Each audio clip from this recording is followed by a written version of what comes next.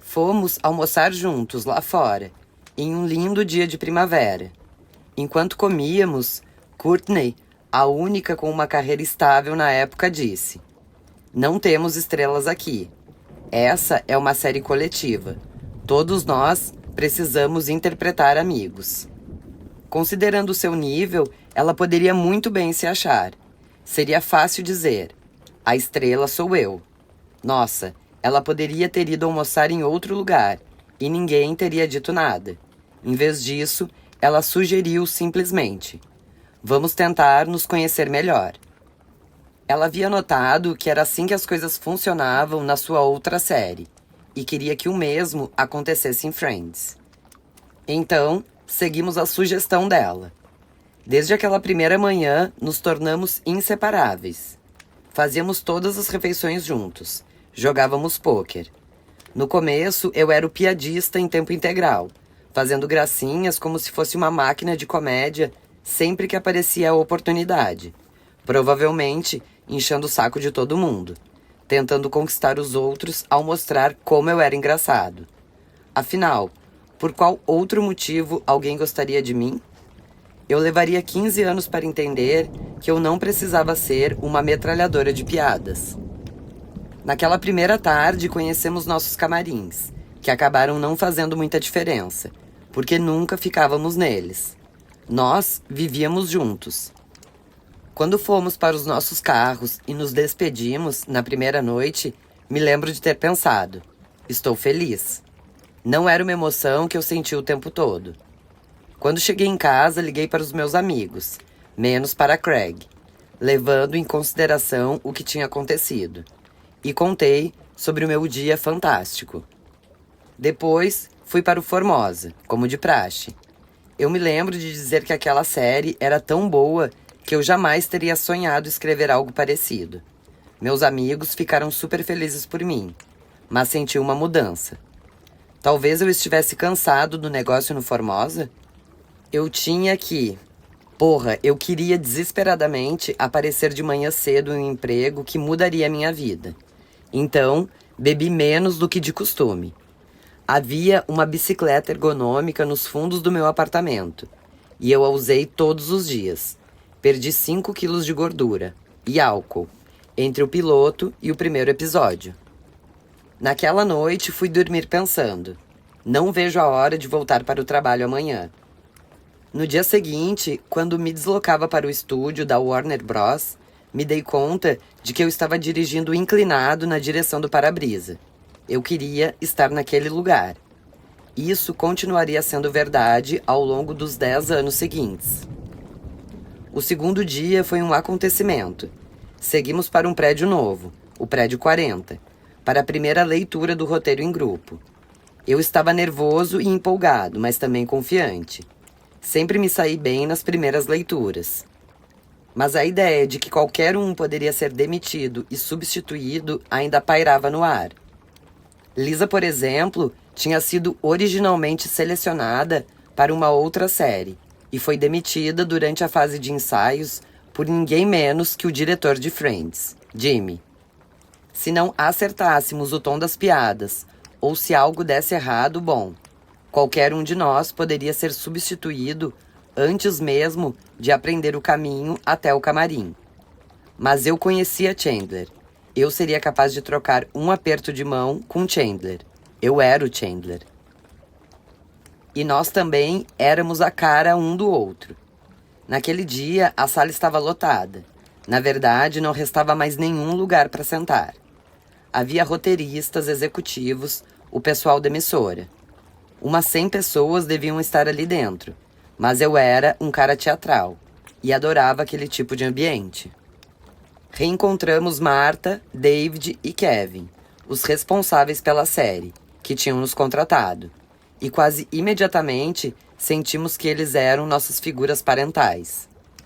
Antes de começarmos a leitura do roteiro, demos uma volta na sala para nos apresentarmos para todo mundo e dizer quem seríamos na série. Então, chegou a hora de ler.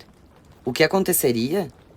A química que tínhamos acabado de desenvolver ficaria aparente Ou nós não passaríamos de 6 jovens aspirantes da indústria, torcendo para aquele ser o nosso passaporte para o sucesso? Ninguém precisava ter se preocupado. Nós estávamos prontos. O universo estava pronto. Éramos profissionais. As falas fluíam da nossa boca. Ninguém errou nada. Todas as piadas acertaram o tom. Terminamos ao som de aplausos estrondosos. Todo mundo ali sentiu o cheiro do dinheiro. O elenco sentiu o cheiro da fama. Depois da leitura, nós 6 entramos em uma van e fomos para o set de verdade, no Estúdio 24, para começar a ensaiar. Mas foi a leitura do início ao fim do roteiro, no fim do dia, que acabou sendo decisiva. As piadas, a química, o roteiro, a direção, tudo era mágico. Os elementos pareciam se fundir em uma coisa hilária, convincente e poderosa. E todos nós sabíamos disso. Aquela série daria certo, e ela mudaria nossas vidas para sempre. Juro que havia um som de algo estourando no ar. Se você prestasse bem atenção, escutaria. Era o som que os sonhos fazem quando se realizam. Aquilo era tudo que eu queria. Friend Like Us. Preencheria o vazio dentro de mim. Dane-se Charlie Sheen. Eu me tornaria tão famoso que todo o sofrimento que carregava comigo derreteria como neve sob a luz do sol. E quaisquer novas ameaças desviariam de mim, como se aquela série fosse um campo de força para me proteger. No show business havia uma regra implícita. Para ser engraçado, você precisava ter uma aparência engraçada ou ser mais velho. Mas lá estávamos nós, 6 pessoas bonitas, todas com 20 e poucos anos, todos acertando o ritmo de cada uma das piadas. Naquela noite, voltei para casa nas nuvens. Não havia trânsito. Todos os semáforos estavam verdes. Uma viagem que deveria ter durado meia hora acabou levando 15 minutos.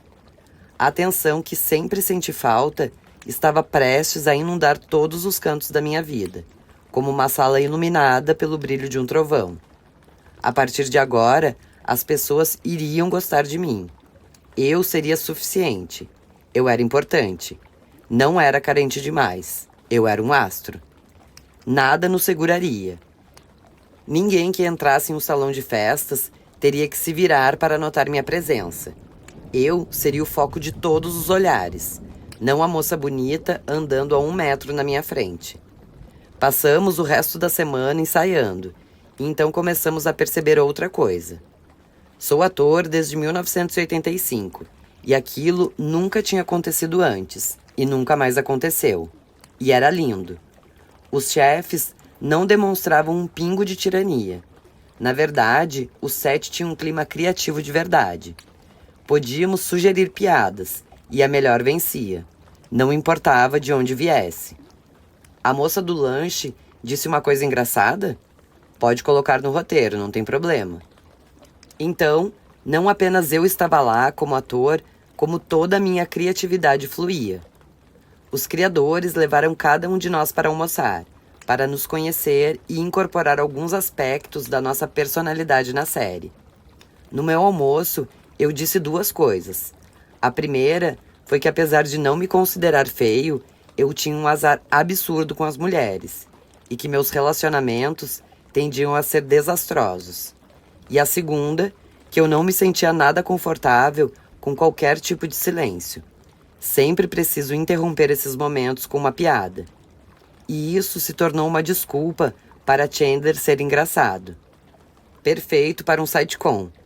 Além dele também não ter muito jeito com as mulheres, como quando ele grita para a Janice enquanto ela vai embora do seu apartamento.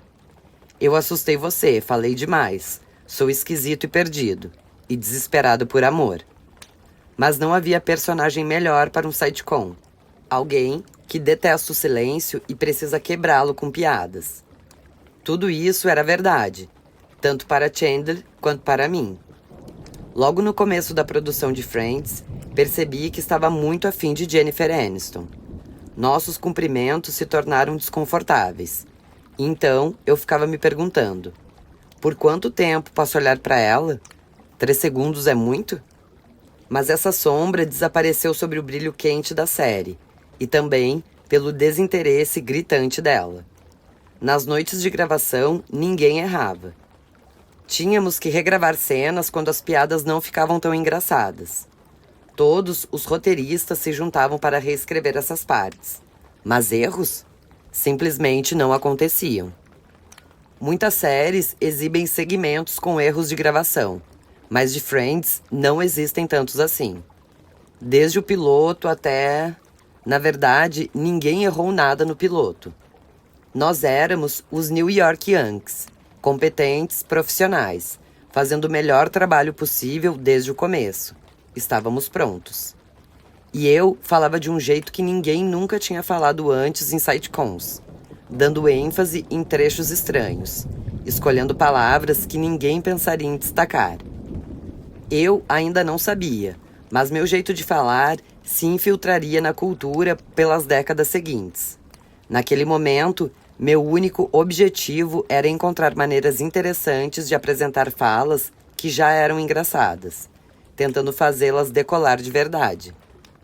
Mais tarde, Marta diria que os roteiristas sublinhavam as palavras que não costumavam receber ênfase só para ver o que eu faria com elas.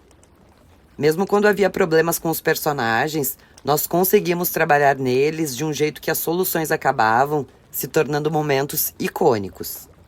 Quando li o roteiro pela primeira vez, soube que era um texto diferente, por ser tão inteligente e centrado nos personagens. Mas no começo, Matt ficou preocupado. Por quê? Por ser o cara machão, maneiro e pegador do roteiro, Rachel, Mônica e Phoebe não seriam amiga deles. Não gostariam tanto assim dele. E isso tornaria seu personagem menos verossímil. O fato de Matt ser muito bonito não ajudava. Ele tinha a beleza de um protagonista, chegando ao ponto de eu sentir um pouco de inveja quando o vi pela primeira vez. Mas ele era tão legal e engraçado que qualquer inveja logo desapareceu. Mesmo assim, ele não conseguia achar o caminho certo para o seu personagem. Joey era o único que não tinha uma definição completa. Ele era descrito como um ator descolado, com ar de Al Pacino e desempregado. Então, era assim que Matt o interpretava. Só que não estava dando certo.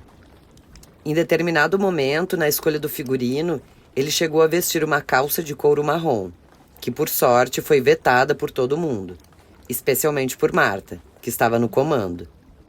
Então, no começo da série, ele tem uma conversa com Courtney sobre uma mulher com quem estava saindo, mas o sexo não encaixava. Courtney pergunta se ele cogitou dar mais atenção aos desejos sexuais da moça, e Joey simplesmente não entende o conceito.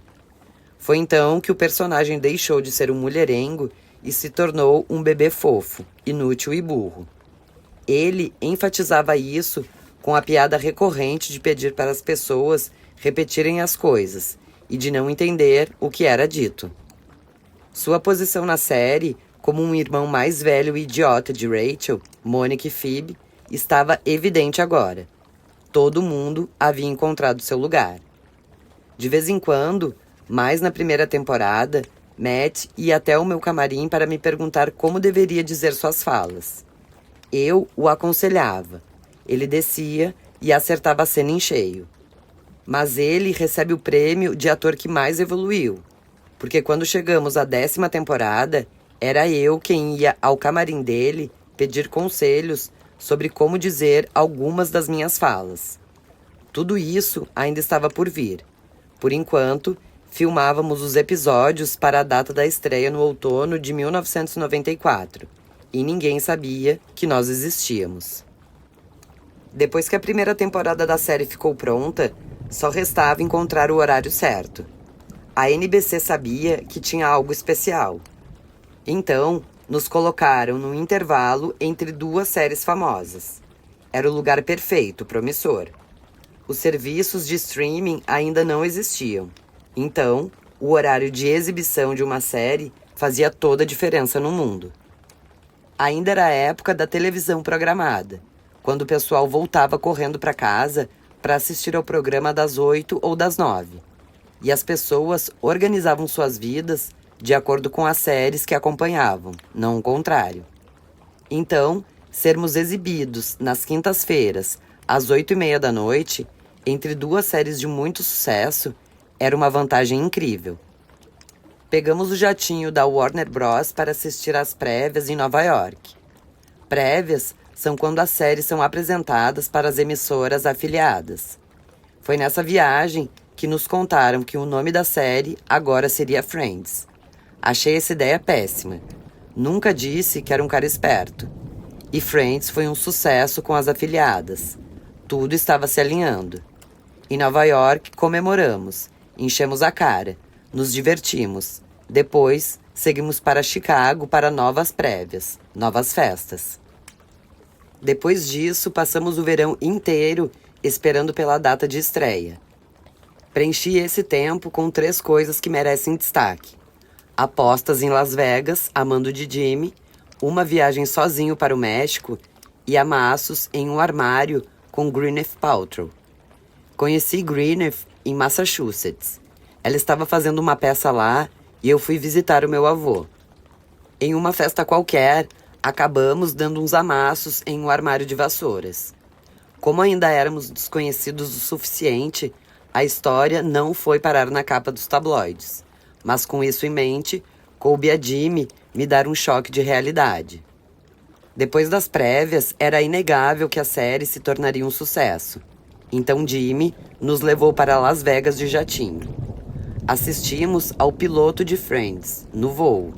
E chegando lá, deu $100 para cada um de nós e nos disse para fazermos apostas e nos divertirmos. Porque aquela seria a nossa última oportunidade de fazer isso antes que a série fosse ao ar. A vida de vocês vai mudar completamente, disse Jimmy. Então, aproveitem para fazer coisas em público agora. Depois que ficarem famosos, do jeito que estão prestes a ficar, nunca mais vão poder fazer isso. E nós obedecemos.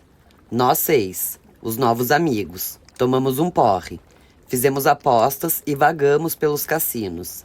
6 jovens que ninguém conhecia, em uma viagem de fim de semana. Ignorado por todos. Sem que ninguém pedisse autógrafos ou fotos. Sem que nenhum de nós fosse perseguido por paparazzi, absurdamente distantes de tudo que estava prestes a acontecer, quando cada segundo das nossas vidas seria registrado pela eternidade para o público. Eu continuava desejando a fama, mas já conseguia sentir um gosto estranho e louco no ar. Será que ela, aquela amante esquiva, realmente preencheria o vazio dentro de mim? Como seria não poder apostar $20 na roleta, com um copo de vodka com tônica na mão, sem ninguém gritar: Matthew Perry acabou de apostar $20 na roleta, galera, venham ver. Esse foi o último verão da minha vida em que pude dar uns amassos em uma moça bonita chamada Gwyneth, sem que ninguém, além de mim e dela, se importasse. Será que os ganhos valeriam a pena? Desistir de uma vida normal valeria o preço pago? De pessoas revirando meu lixo, usando lentes teleobjetivas para tirar fotos dos meus piores momentos, ou dos melhores, ou de tudo que acontecesse nos intervalos entre os dois? Será que algum dia eu conseguiria repetir anonimamente minha festa de 21 anos? Onde tomei 7 drinks de uísque com Sprite, servi uma garrafa inteira de vinho em um copo de conhaque gigantesco. Sabe aqueles que usam para colocar gorjetas para os pianistas? Pedi um táxi, entrei no carro com um copo, ainda bebendo vinho. Tentei passar meu endereço, apesar de só conseguir pronunciar a letra L. Só para ouvir o motorista berrar: que porra é essa? Porque ele não era um taxista e eu tinha entrado em um carro aleatório? E o mais importante, o vazio dentro de mim seria preenchido? Eu iria querer trocar de lugar com David ou Craig? Ou eles iriam querer trocar comigo? O que eu diria para eles no futuro, quando meu nome se tornasse uma expressão para comediantes de stand-up e apresentações de talk shows? Uma expressão que significa dependente químico? O que eu diria para eles quando completos desconhecidos me odiassem, me amassem, ou sentissem qualquer coisa entre esses dois extremos? O que eu diria para eles? E o que eu diria para Deus quando Ele me lembrasse da minha oração, daquela que sussurrei 3 semanas antes de conseguir o papel em Friends? Deus, pode fazer o que quiser comigo, mas me torne famoso, por favor. Ele estava prestes a cumprir a sua parte do combinado, mas isso também significava que poderia fazer o que quisesse comigo, segundo minhas próprias palavras. Eu estava completamente à mercê de um Deus que podia ser misericordioso, mas que também achava perfeitamente aceitável colocar o próprio filho na porra de uma cruz. Que caminho ele escolheria para mim? Qual deles São Pedro escolheria? O dourado, o vermelho ou o azul? Eu estava prestes a descobrir.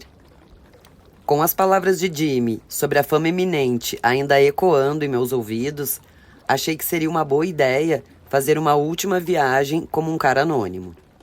No fim do verão de 1994, fui sozinho para o México.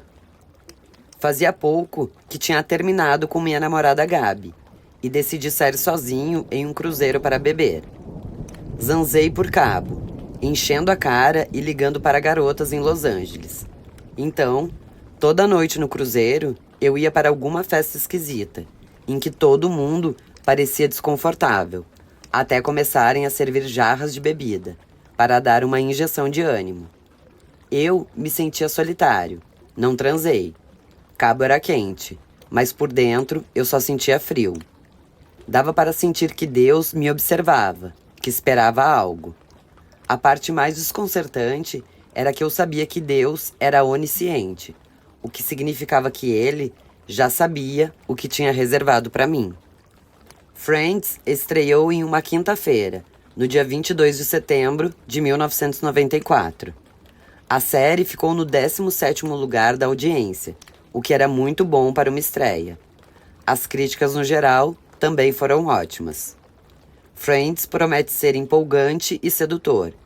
O elenco é interessante. O diálogo é puro. Como uma série nova, Friends chega perto de ter tudo. The New York Times. Friends tem momentos tão bons que não há nada do que se desgostar. É tão leve e bobo que depois de cada episódio, talvez você não consiga se lembrar exatamente de tudo o que aconteceu, além do fato de ter rido demais. Los Angeles Times.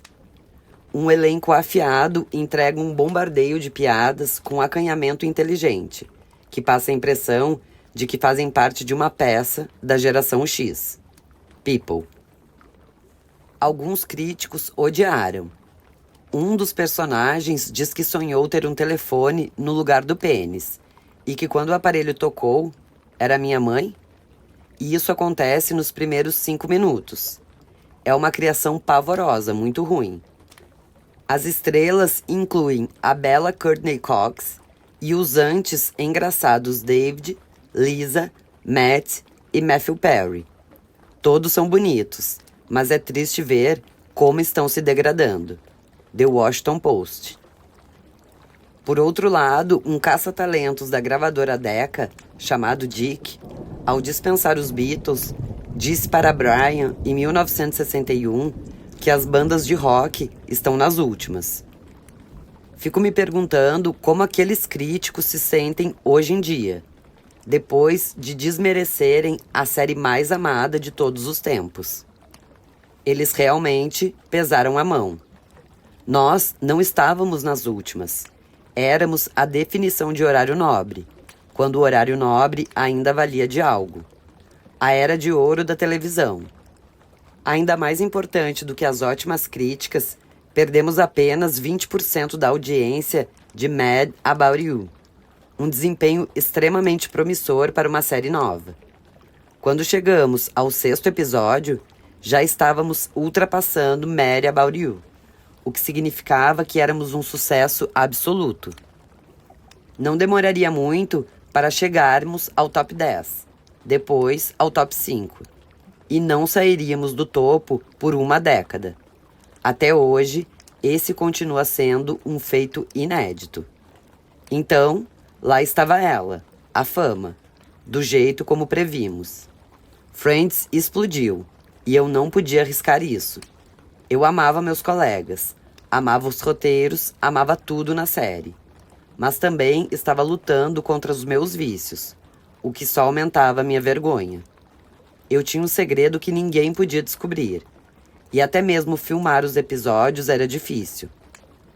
Como admiti no especial que fizemos em 2020, parecia que eu ia morrer, se a plateia, ao vivo, não risse. E isso com certeza não é saudável. Às vezes, porém, eu dizia uma fala. Eles não riam, e eu começava a suar. E a entrar em convulsão. Se eu não arrancasse a risada que queria, ficava enlouquecido. Toda noite era a mesma coisa. A pressão me deixava em uma posição ruim. E eu também sabia que entre as 6 pessoas que faziam a série, apenas uma delas estava doente. Mas a fama que eu desejava havia chegado. Em Londres, era como se nós fôssemos mesmo os Beatles, com pessoas berrando do lado de fora do hotel. E a série acabou fazendo sucesso no mundo todo. No fim de outubro de 1995, entre a exibição do 5º e do 6º episódios, na 2ª temporada, fiz minha primeira aparição no Late Night, em Nova York. Quando ser entrevistado por David Letterman era o auge da fama na cultura pop. Usei um terno escuro e, em certo momento, David apontaria para minha lapela e a descreveria como um estilo mood, fim da década de 1960. Meio invasão britânica. Senhoras e senhores, esse homem é um dos astros da série mais assistida dos Estados Unidos. Deem as boas-vindas para Matthew Perry. Entrei com o gingado de um astro. Eu tinha conseguido. Mas estava tão nervoso que mal conseguia me manter em pé. Então, fiquei bem feliz quando me sentei. Troquei um aperto de mão com David e me joguei na minha rotina bem ensaiada. Uma história demorada, digna de um episódio de A Ilha dos Birutas. De algum jeito, consegui contar a mesma história para Yasser Arafat, que estava hospedado no meu hotel. A ONU estava fazendo 50 anos e o mundo inteiro estava na cidade. Era só uma história bizarra e prolixa, do jeito que David adorava. Arranquei risadas. Até mesmo Dave soltou algumas. O meu medo avassalador permaneceu oculto. Tudo estava indo bem. Tudo estava ótimo. Eu tinha acabado de completar 25 anos. Tinha um papel no maior sitcom do mundo. Estava hospedado em um hotel em Nova York, vendo líderes mundiais ladeados por segurança entrarem em elevadores, usando um terno de $1.000 para fazer piadas com David Letterman. Aquilo era a fama. E logo além do resplendor da cidade, além dos edifícios e do brilho fraco das estrelas no céu, Deus me observava. Apenas estava esperando. Ele tinha todo o tempo do mundo. Porra, foi ele que inventou o tempo. Ele não esqueceria. Algo estava vindo. Eu desconfiava do que seria, mas não tinha certeza. Algo relacionado a beber toda noite. Mas a que ponto as coisas chegariam? O rolo compressor ainda estava ganhando força. A série era um marco cultural. As pessoas nos cercavam aonde quer que fôssemos. Mais tarde, David contaria a história de quando foi encurralado na rua por um grupo de garotas que fisicamente empurraram sua namorada para longe, tentando chegar perto dele. No fim de 1995, mais ou menos na época da minha participação no David Letterman, eu também tinha uma nova namorada, muito famosa. Porém, antes de chegarmos aí, havia algumas coisas pendentes a resolver, como o outro Chandler. Depois que consegui o papel de Chandler, passei 2 anos sem ter notícias de Craig. Ele se mudou para Nova York e nós perdemos contato.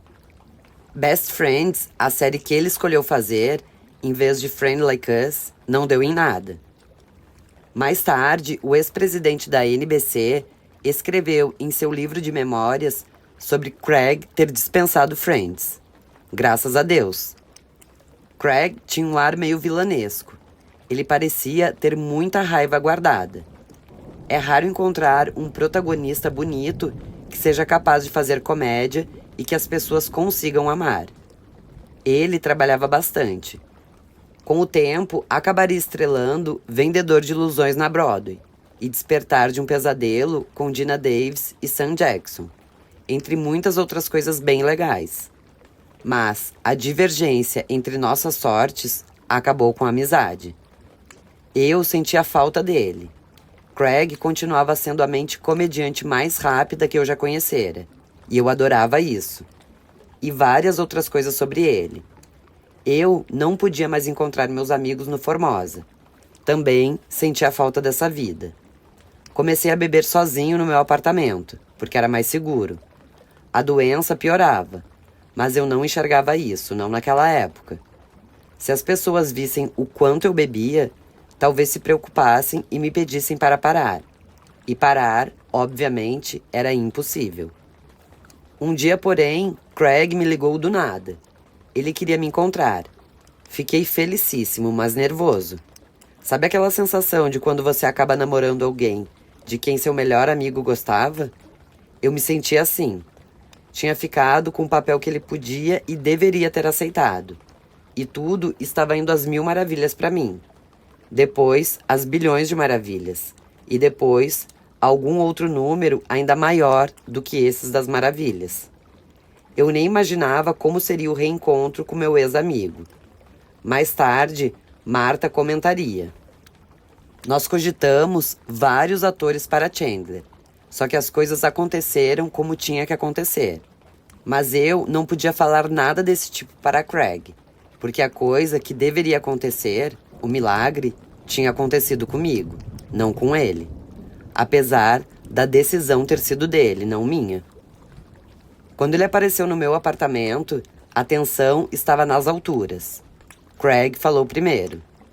Quero pedir desculpas por ter passado 2 anos sem falar com você, disse ele. Não consegui lidar com o fato de que você ficou rico e famoso com um trabalho que eu recusei. Nós dois éramos bons o suficiente para conseguir o papel. E é isso. Eu não consegui lidar com a situação. Ouvi o que ele tinha a dizer. O silêncio tomou conta da sala. O trânsito da Sunset estava parado até a loja Fred Segal. Achei melhor não falar da Fred Segal. Eu odiava o que estava prestes a dizer, de verdade, mas aquilo precisava ser dito.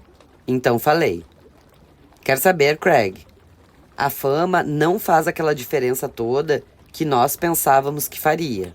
Ela não resolve nada. Que pensamento lúcido para um cara de 26 anos que só desejava fama e tinha acabado de perceber que ela não preenchia nenhum vazio. Não. Quem preenchia meus vazios era a vodka. Craig ficou me encarando. Acho que não acreditou em mim. Acho que ele ainda não acredita em mim. Acho que você precisa realizar todos os seus sonhos para entender que se tratavam dos sonhos errados. Mais tarde, na época em que eu estava dando entrevistas para promover Estúdio 60 on the Sunset Street, falei para um jornal.